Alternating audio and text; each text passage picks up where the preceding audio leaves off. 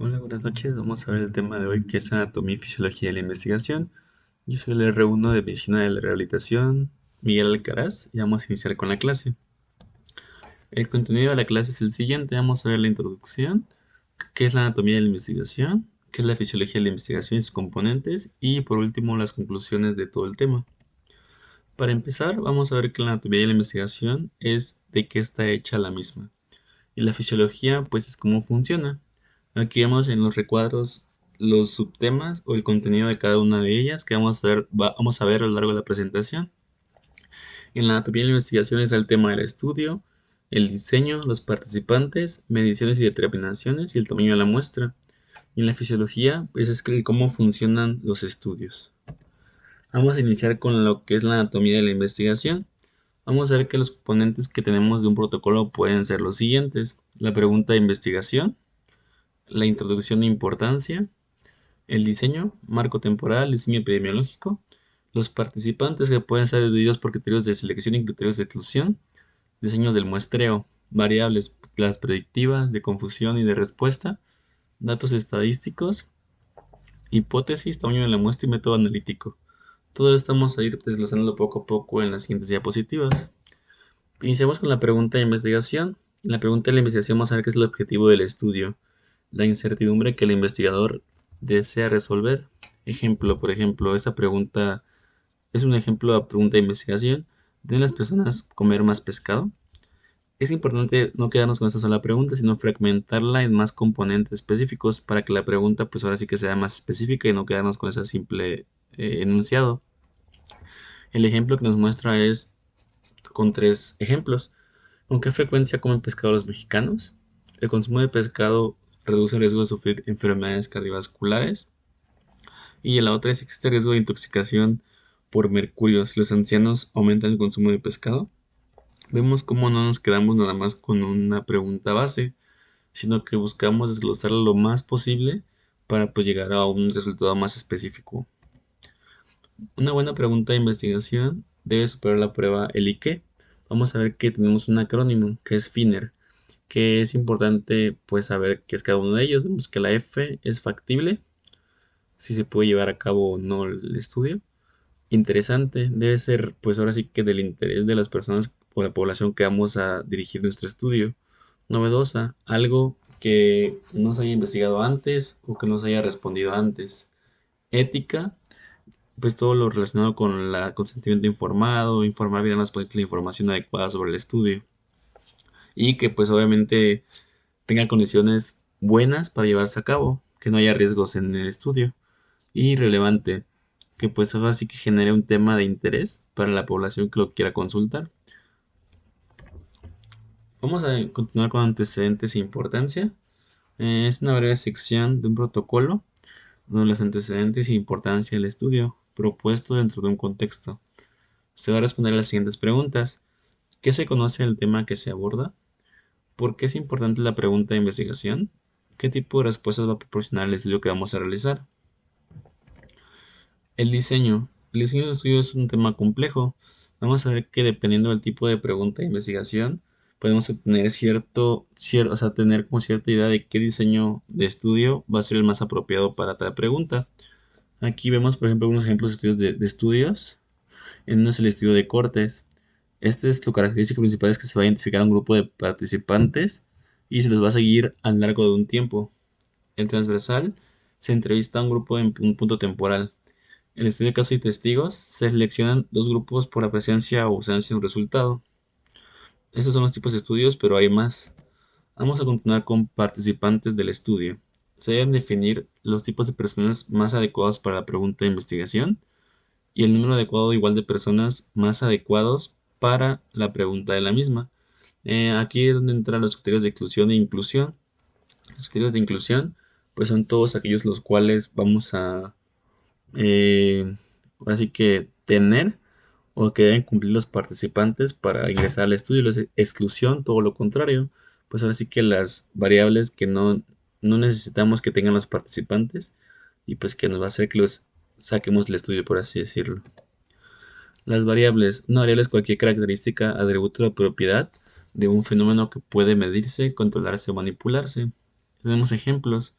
Es un estudio analítico. Se estudian asociaciones entre variables para predecir respuestas y extraer inferencias sobre causa y efecto.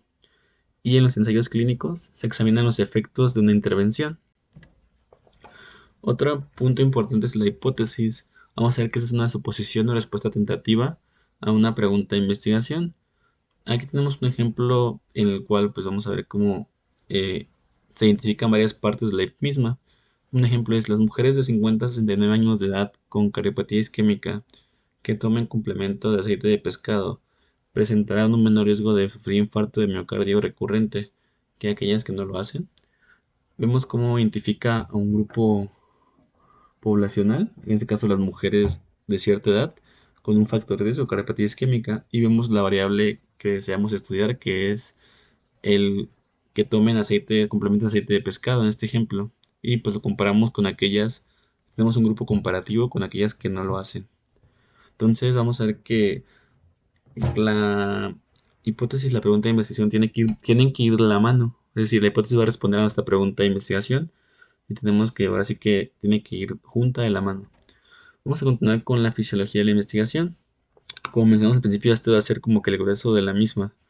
Y es cómo se hace la investigación. ¿Cómo funciona? Vamos a ver que el objetivo de la investigación clínica va a ser extraer inferencias de hallazgos del estudio sobre la naturaleza del universo que le rodea. Aquí vemos en este diagrama dos conceptos importantes a destacar, que es la validez externa y validez interna. La validez interna hace referencia a las conclusiones que el investigador extrae de su propio estudio de investigación. Y la validez externa son las mismas conclusiones que extrae, pero que las extrapola a otra población, al universo. Es decir, cómo se adapta a otro tipo de población como tal. Vamos a ver este diagrama de abajo a arriba, de izquierda a derecha.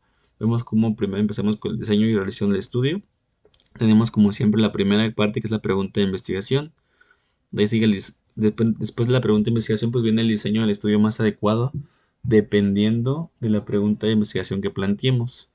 Después está el plan de estudio y viene la realización del mismo. Vemos cómo está el estudio real.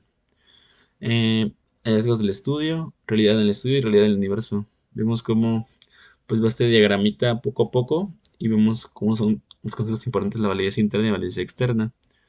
Vamos a ver que en la siguiente imagen vemos cómo ya se ilustra la transformación de la pregunta de investigación del plan de estudio. Aquí vemos del lado izquierdo la realidad del universo. Vemos la pregunta de investigación. La población objetivo son personas con cariopatía isquémica y los fenómenos de interés, proporción que toma complementos de aceite de pescado. La realidad en el estudio, plan de estudio. La muestra prevista son todos los pacientes con antecedentes de cariopatía isquémica atendidos en consulta en el último año. Variables previstas, consumo referido de complementos de aceite de pescado.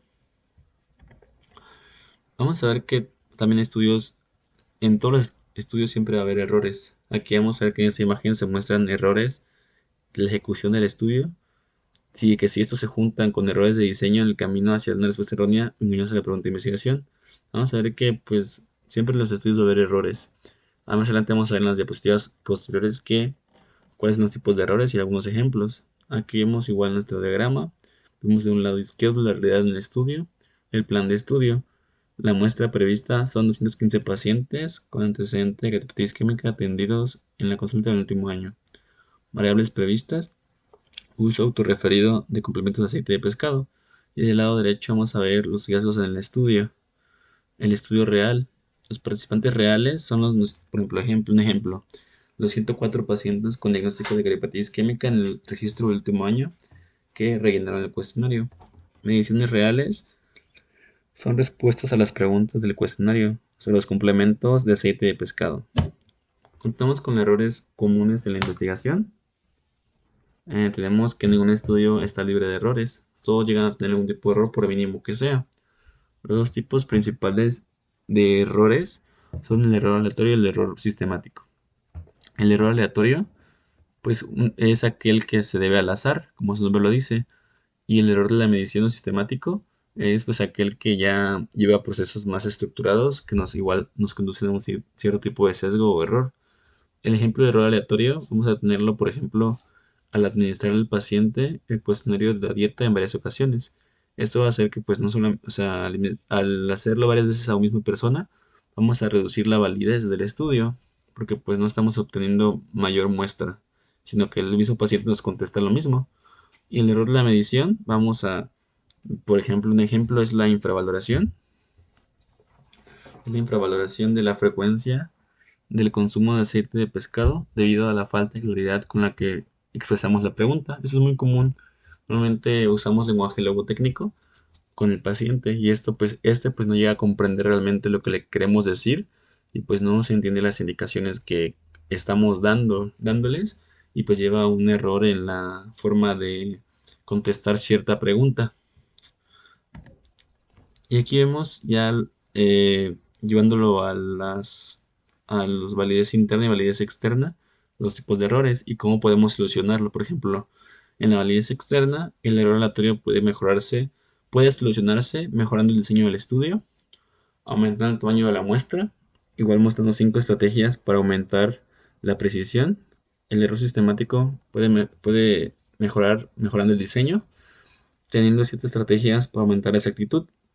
Del lado derecho vemos las soluciones a los errores tanto sistemático como aleatorio, pero en la validez interna en el propio estudio.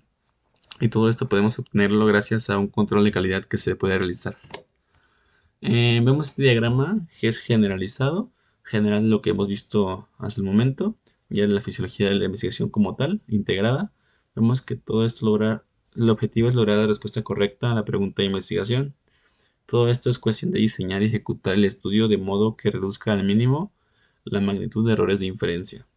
Vemos aquí cómo ya se integra el diagrama con validez externa y validez interna. En los errores tanto sistemático como aleatorio que puede haber en cualquier estudio. Vemos en la primera pila en la realidad del universo, que incluye la pregunta de investigación, población objetivo, fenómenos de interés. En medio está la realidad en el estudio, que es el plan de estudio como tal, la muestra que pretendemos obtener, las variables que debemos estudiar.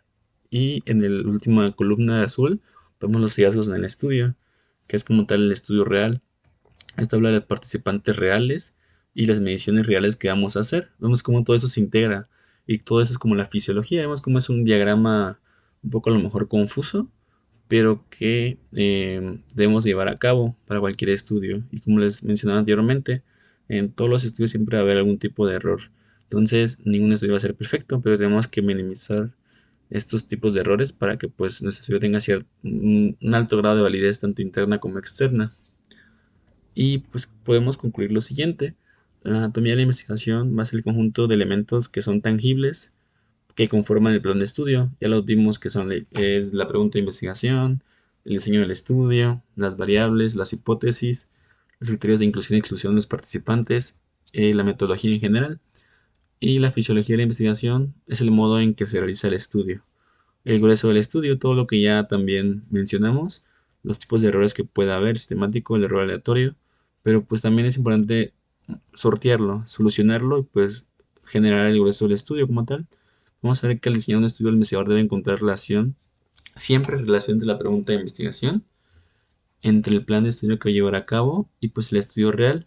Vamos a ver que pues esto en los temas posteriores vamos a ver ir desglosando cada uno de los elementos que ahorita vimos a manera general, pero realmente en un estudio de investigación clínica, siempre el título pareciera que es el primero en generarse, pero normalmente puede ser los últimos elementos que se lleguen a tener, porque pues una variable cambia todo del estudio y pues siempre como también mencionar que la pregunta de investigación debe de ir de la mano con todo, con la hipótesis, con las variables, con el diseño del estudio, porque así vamos a tener pues cierta validez y pues el estudio va a estar también responder a la pregunta de Finner, ¿no? Al acrónimo Finner, que es muy importante, de tener en cuenta, porque normalmente nuestros estudios deben ser relevantes, interesantes para el lector, novedosos, algo que nos haya respondido antes, éticos, porque normalmente también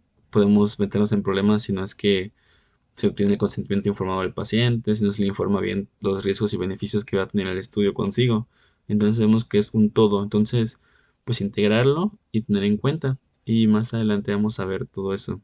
Y pues por mi parte sería todo. Les agradezco su atención y pues muchas gracias.